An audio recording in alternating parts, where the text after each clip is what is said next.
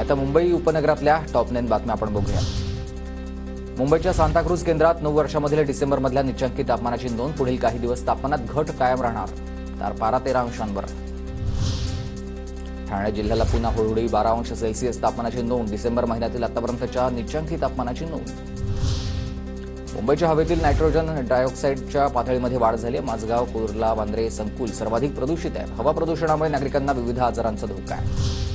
वाढत्या प्रदूषणामुळे मुंबईकरांच्या आरोग्यावर परिणाम। घसा संसर्गाने मुंबईकर हैराण। आतापर्यंत 70 रुग्णांची नोंद झाली आहे। म्हाडाच्या 2264 घरांच्या सोडतीला अखेर मुदतवाढ। 26 डिसेंबरपर्यंत अर्ज स्वीकृती, अर्ज विक्री या प्रक्रिया सुरू राहणार आहेत।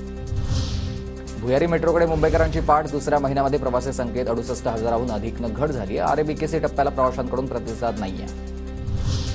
मार्च महिन्यात बीकेसी ते आचार्य अत्रे चौक वरळीपर्यंत भुयारी मेट्रोची सेवा सुरू होणार, तर कफ परेडपर्यंत मेट्रो जून महिन्यामध्ये सुरू होण्यासाठी एमएमआरसीचं नियोजन आहे। महानगरपालिकेच्या दाव्यानंतर देखील मुंबईमध्ये जागोजागी राजकीय पक्षांचे बॅनर। मात्र पालिकेचा फलकांविरोधामध्ये कारवाई सुरू असल्याचा दावा आहे।